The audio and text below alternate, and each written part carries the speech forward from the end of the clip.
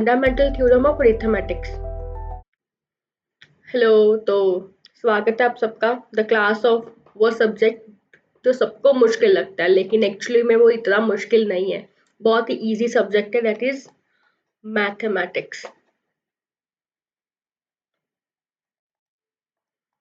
ठीक है, तो आज हम मैथ्स का करेंगे 10th क्लास का चैप्टर फर्स्ट, जो कि है रियल नंबर्स। ठीक है, तो बोर्ड की क्लास है, तो पहले हम सिलेबस को थोड़ा जानेंगे। तो उससे पहले हम जानते हैं कि जो इस चैप्टर में से रियल नंबर में से कितने मार्क्स का पेपर आता है। 6 मार्क्स का। ठीक है, कैसे कैसे 1 मार्क्स का 1 क्वेश्चन होता है, 2 मार्क्स का भी 1 क्वेश्चन आता है, और 3 मार्क्स का भी 1 क्वेश्चन आता है। तो इसका मतलब 6 मार्क्स का पेपर आता है, लेकिन क्वेश्चन कितने होते हैं? 3। ठीक है, बहुत ही ईजी है। एक बार सिलेबस को देख लेते हैं। ये मैंने कट आउट प्लेस किया है। तो फर्स्ट, ये नंबर सिस्टम के अंडर आता है ये चैप्टर हमारा, रियल नंबर्स। तो हमें करना क्या है इसमें? फंडामेंटल थ्योरम ऑफ अरिथमेटिक्स, और उसके बेस पे कुछ स्टेटमेंट्स, क्वेश्चंस जो भी हमें करनी है। बेसिकली ये चीज़ पता है क्या है? HCF and LCM। सुना होगा ये नाम, HCF एंड LCM का। उसके बारे में जानेंगे, उनका रिलेशन, उसको हम स्टेटमेंट्स में कैसे यूज़ कर सकते हैं, वो क्लियर है। और उसके बाद आता है रैशनैलिटी, इरेशनैलिटी। इरेशनल नंबर्स पता है? √2, √3, √5, √6, √11, ऐसे बहुत सारे नंबर्स होते हैं जो इरेशनल नंबर्स है, उनके बारे में जानेंगे। ठीक है, और हम नंबर्स के बारे में देखेंगे, उनकी प्रॉपर्टीज को जानेंगे, कुछ पावर्स एंड एक्सपोनेंट्स के बारे में हम यहाँ पे यूज़ करेंगे। ठीक है, बहुत ही इजी है। अच्छा, अब जिनको ये चीज़ समझ में नहीं आई, नथिंग वरी करने की कोई बात नहीं है, बहुत ही इजी है। आगे मैंने इस चैप्टर को 4 मेजर पार्ट्स में डिवाइड किया है। That is the 4 major parts. Introduction to number system, number system को इंट्रोड्यूस करेंगे। आपको वैसे तो पता ही है नंबर सिस्टम क्या होता है, बट एक बार थोड़ा सा जान लेंगे। ठीक है, फिर ये theorem, fundamental theorem of arithmetics, जो हमारे सिलेबस में भी फर्स्टली हाईलाइटेड थी, मतलब सबसे पहले लिखी हुई थी, और इम्पॉर्टेंट भी है। HCF LCM मैंने बताया, वो करेंगी, उनका रिलेशनशिप जानेंगे, और इरेशनैलिटी जो √2, √3 और √5 ये होता है, और √7। बेसिकली इन तीनों में से क्वेश्चन आते होते हैं। एक बार ये वाला क्वेश्चन आया हुआ है √7 का, अदरवाइज और कोई क्वेश्चन नहीं आया, और है बिल्कुल इजी। एक को करना आ गया तो बाकी भी करने आ जाएंगे। ठीक है, तो अभी अपन फर्स्ट स्टार्ट करते हैं, इंट्रोडक्शन टू नंबर सिस्टम। अच्छा, नंबर सिस्टम, नंबर्स क्या होते हैं? 1, 2, 3, 4 ऐसे ही लिखते हैं ना नंबर्स, ये नंबर्स है हमारे पास। तो इंट्रोडक्शन टू नंबर सिस्टम में हमारे पास क्या आएगा? सबसे पहले हम इसको करेंगे नेचुरल नंबर्स। नेचुरल नंबर्स क्या है भाई? जो नंबर्स हमारी नेचर में है। whenever we start counting, हम काउंट करना स्टार्ट करते हैं तो कैसे स्टार्ट करते हैं? 1, 2, 3। मेरे पास चॉकलेट्स हैं, कैसे स्टार्ट करेंगे? 1, 2, 3, 4, इतने चॉकलेट्स सभी मेरे पास है ना, है ना। तो नेचुरल नंबर्स को स्टार्ट कर कैसे, क्या नेचुरल नंबर्स कौन से होते हैं? 1, 2, 3, 4 ऐसे चलते जाते हैं। Then whole numbers, whole numbers क्या होते हैं? नथिंग, एक जीरो ऐड कर दो, किसमें? नेचुरल नंबर्स में। 0, 1, 2, 3 आगे से चलते जाएंगे, ये क्या हो गए? हमारे होल नंबर्स। अच्छा अच्छा, बात सुनो, इसको हम कहते हैं पॉजिटिव नंबर्स। ठीक है, ये क्या है हमारे पास? पॉजिटिव नंबर्स है। ठीक है, होल नंबर क्या होते हैं? 0 और पॉजिटिव नंबर्स। अब आगे आ गया जी इंटीजर्स, ये क्या होते हैं? इसमें हमारे पास नेगेटिव, 0 एंड पॉजिटिव नंबर्स आते हैं। कैसे? 0, 1, 2, 3 चलते जाएंगे, नेगेटिव में भी -1, -2, -3 और ये चलता जाएगा। क्लियर है? हाँ जी, हाँ जी, इजी। अभी natural numbers, whole number, integers. देखो, नेचुरल नंबर में 0 ऐड किया, होल नंबर बन गए। होल नंबर में नेगेटिव नंबर्स भी ऐड कर दिए, इंटीजर्स बन गए। अब इंटीजर्स में जो फ्रैक्शन वाले नंबर्स होते हैं ना, p/q की फॉर्म में, उनको भी ऐड कर दे वो क्या बन जाएंगे? Rational numbers. ठीक है, तो इसे स्टार्ट करते हैं। स्टार्ट तो हमने कर चुके हैं। हमारे चैप्टर का नाम है रियल नंबर्स। रियल नंबर्स क्या होते हैं, कोई बताएगा? रियल नंबर्स दो तरह के नंबर से मिलके बनते हैं, रैशनल नंबर्स तो अभी अभी पढ़ा है हमने, और इरेशनल नंबर्स। ठीक है, रैशनल नंबर्स में क्या आते हैं? इंटीजर्स। इंटीजर्स में आगे आते हैं होल नंबर्स, नेचुरल नंबर्स, है ना। तो बेसिकली रैशनल नंबर्स क्या होते हैं? जो p बाय क्यू की फॉर्म में हो, लेकिन q is not equal to 0। अब q 0 क्यों नहीं हो सकता?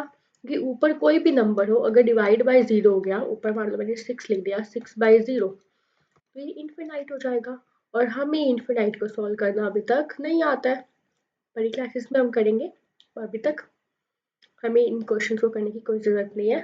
ठीक है, हमें बस इतना पता होना चाहिए कि डिनोमिनेटर में 0 अवॉइड इट। क्या होता है? इन्फिनिटी होता है, तो हम इसको अवॉइड करते हैं, नहीं आना चाहिए। इरेशनल नंबर्स क्या होते हैं? That are not rationals.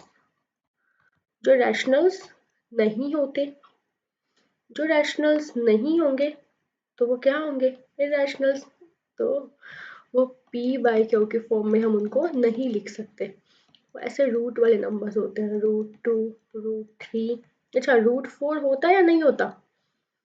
√4 को हम लिख सकते हैं √2 × 2। जब दो नंबर एक जैसे रूट के अंदर आ जाते हैं, तो हम उनमें से एक को बाहर निकाल देते हैं, और बाकी रूट के साथ कट हो जाता है। कैसे कट होते हैं? हम इसको 2 को 2 स्क्वायर लिख सकते हैं, और ऊपर रूट है, रूट के साथ स्क्वायर कैंसिल, आंसर क्या आ गया? 2, है ना। तो 2 तो भाई हमने किसी में देखा था, हाँ जी, नेचुरल नंबर्स में था। अगर नेचुरल में था तो होल नंबर्स में भी था, होल नंबर में था तो इंटीजर्स में भी था। तो क्या 2 रैशनल नंबर्स में भी था? हाँ जी। 2 के नीचे 1 लगा दो, हम किसी भी इंटीजर के नीचे 1 लगा के उसको as a rational number p by q में रिप्रेजेंट कर सकते होते हैं। तो 2 तो इस कैटेगरी में आता है, तो यहाँ पर नहीं आ सकता, तो इसीलिए √4 इरेशनल नंबर नहीं है। √5 है, हाँ जी है। √6 है, बताओ बताओ, लिख सकते हैं इसको 2 × 3। अब किसी की पावर किसी के रूट से कट नहीं हो रही है, तो √6 इरेशनल है। हो जाएगा, इजी है, कर लोगे। अच्छा, ये समझ में आया। उसके बाद ना कुछ नंबर्स हमें और समझना है। प्राइम नंबर्स क्या होते हैं, और कॉम्पोजिट नंबर्स क्या होते हैं।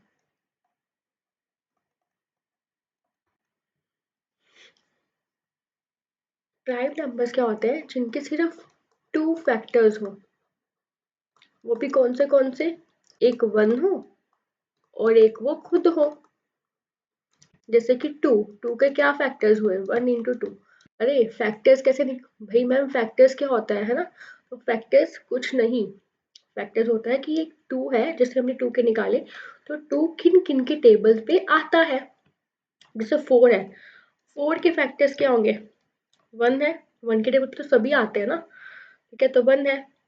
2 है, 2 के टेबल पे 2 2 जार 4, तो 2 भी है, और 4 भी है। अब मेरे को बताओ, 4 का एक तो 1 फैक्टर हुआ, एक वो इटसेल्फ मतलब वो खुद फैक्टर हुआ, एक 2 भी तो आ गया ना। तो 4 प्राइम नंबर नहीं है, तो 4 किसकी कैटेगरी में आएगा? कॉम्पोजिट नंबर की। ठीक है, 3 है, हाँ जी है, 1 × 3 लिख सकते हैं। 1 देखो, 3 किसके टेबल पे आता है? 1। 2 के टेबल पे आता है 3? नहीं, 3 के टेबल पे, हाँ जी। ठीक है, अब मेरे को ऐसे बताओ, 27 1 के टेबल पे आता है, और 2 के टेबल पे आता है? बताओ बताओ। नहीं, 3 के टेबल पे, हाँ जी, 3 9 जार। 4 के टेबल पे नहीं, 5 नहीं, 6 के टेबल पे आता है क्या? बताओ बताओ। नहीं, 7 के टेबल पे नहीं, 8 नहीं, 9 हाँ जी, है ना, 10 नहीं, 11 नहीं, 12 नहीं, सब चलते जाएंगे, आगे ये आएगा इसके टेबल पे। 1 भी है, इटसेल्फ भी है, लेकिन 3 और 9 भी आ गए, तो ये कौन सा नंबर हुआ? Composite number. ठीक है, हो जाएगा, समझ में आया? प्राइम नंबर जिसके सिर्फ 2 फैक्टर्स हो, 1 और इटसेल्फ। कॉम्पोजिट नंबर जिसके, हम कह सकते हैं कॉम्पोजिट नंबर जो प्राइम नहीं है, जिसके मोर देन 2 फैक्टर्स हो। क्लियर है? एक और चीज है, को प्राइम नंबर्स। इस पे बच्चे बहुत कंफ्यूज होते हैं। प्राइम प्राइम होते हैं जिनके सिर्फ 2 फैक्टर्स हो। को प्राइम होते हैं कि ऐसे कोई 2 नंबर जहाँ पे को लग जाए ना, वहां पे ना, जैसे कंपैटिबिलिटी वर्ड आ गया, कंपेनियनशिप, जहाँ पे भी को आता है ना, को वर्कर्स, तो वहां पे मतलब 2 लोगों में बात हो रही है। ठीक है, तो कोई एक 2 नंबर लेते हैं आप, जैसे 6 और 9 ले लिया, या फिर और ले लिया 5 और 6 ले लिया। ठीक है, तो को प्राइम नंबर्स क्या होते हैं? ऐसे नंबर्स जो आपस में प्राइम है, मतलब वो आपस में किसी के टेबल पे नहीं आते। देखो 6 और 9 किसी एक टेबल पे आते हैं, हाँ जी 3 के टेबल पे आते हैं, तो ये को प्राइम नंबर्स नहीं हुए। 5 और 6 किसी के टेबल पे इकट्ठे आते हैं? नहीं, कि 5 का फैक्टर क्या है? 1 और 5, 6 का क्या है? 1 और 6, 1 पे आए कोई बात नहीं, बाकी चलेगा। मतलब को प्राइम नंबर्स कौन से होते हैं? जिनका एक ही कॉमन फैक्टर होगा। इनका कॉमन फैक्टर क्या होगा? 1 होगा, अदरवाइज और कोई कॉमन फैक्टर नहीं होगा, क्योंकि 1 के टेबल पे सभी आते हैं। लेकिन इनका 3 आ गया था कॉमन फैक्टर एक और, तो ये क्या है? को प्राइम नहीं है। जैसे कोई और एग्जांपल ले लेते हैं, 11 और 27 लेते हैं। 11 का क्या है? 1 है, 11 है, 2 ही फैक्टर्स है। 27 के अभी अपन निकाले, 1 है, 3 है, 9 है, 27 है ना? तो क्या ये आपस में को प्राइम है? बताओ। 1 फैक्टर मिल गया, लेकिन और कोई कॉमन है नहीं, तो यस दे आर को प्राइम नंबर्स। क्लियर है? इजी इजी हो जाएगा, समझ में आया? इससे हमारा फर्स्ट खत्म होता है। तो बट एक चीज और आप देख लो, वो पेपर में नहीं आती है इतनी, बट आपको पता होना चाहिए, तो मैं बता देती हूँ बस। अगर हम रैशनल को रैशनल में ऐड करें, रैशनल को रैशनल में सब्ट्रैक्ट करें, रैशनल को रैशनल में मल्टीप्लाई करें और रैशनल को रैशनल में डिवाइड करें, तो इन सब का आंसर रैशनल ही आता है। ठीक है, अभी हम करेंगे इसके एग्जांपल्स भी। इरैशनल को रैशनल में ऐड करें, इरैशनल को रैशनल में सब्ट्रैक्ट करें, या रैशनल को इरैशनल में ऐड करें, रैशनल में से इरेशनल सब्ट्रैक्ट करें, रैशनल और इरेशनल को आपस में मल्टीप्लाई करें, और रैशनल को इरेशनल से डिवाइड या इरेशनल को रैशनल से डिवाइड करें, इन सब का आंसर इरेशनल आता है। ठीक है, अभी एग्जांपल्स करें। 2 + 3, 2 - 3, 2 × 3, 2/3, 5 - 1, 6, 2/3, सब क्या है? रैशनल ही है। ठीक है, अब इसको देखते हैं। 3 + √2 या √2 + 3, ये रैशनल हुआ। ऐसे ही 3 - √2, √2 - 3, 3 × √2, 3√2, 3/√2, √2/3, तो सब में देखो एक इरेशनल एलिमेंट आ रहा है ना आंसर में, तो वो क्या होगा? इरेशनल होगा। अब एक चीज और है, अगर हम इरेशनल को इरेशनल से ऐड करें, इरेशनल को इरेशनल से सब्ट्रैक्ट करें, इरेशनल को इरेशनल से मल्टीप्लाई करें, या इरेशनल को इरेशनल से डिवाइड करें, तो हमें नहीं पता आंसर क्या आएगा। ये मे बी रैशनल और मे बी इरेशनल। क्यों? अब देखो, अगर मैंने रैशनल लिया √2 और -√2, ये भी रैशनल है, इरेशनल है, और ये भी इरेशनल है, दोनों को ऐड कर दिया, क्या आएगा 0, 0 तो भाई रैशनल हो गया। √2 + 6√2, ये बन गया 7√2, ये तो इरेशनल बन गया, यहाँ पे रैशनल बन रहा था, यहाँ पे इरेशनल बन गया। अरे अरे क्या हो गया, नहीं पता कर पाए ना। ऐसे ही जैसे इसका एग्जांपल लेते हैं, √2 डिवाइड बाई √2, कट होके 1 आ गया। √6 डिवाइड बाई √2, इसको क्या लिखेंगे, √2 इंटू √3, 6 को लिख सकते हैं ना, ये तो कैंसिल हो गया, आंसर में आया √3। यहाँ पे रैशनल आ रहा है, यहाँ पे इरेशनल, ऐसे सबको ट्राई करना। जैसे √2 इंटू √2 तो 2 आ जाएगा, रैशनल आ गया। √2 इंटू √3 किया तो √6 इरेशनल आ गया। अरे कैसे करेंगे, तो मतलब में नहीं पता, कभी रैशनल आ जाएगा आंसर, कभी इरेशनल आएगा। क्लियर है। इससे हमारा जो फर्स्ट टॉपिक है, कौन सा था, इंट्रोडक्शन टू नंबर सिस्टम, ये हो गया। ठीक है, अभी हम कल करेंगे fundamental theorem of arithmetics. Clear है। तो आज के लिए इतना ही, साइनिंग ऑफ।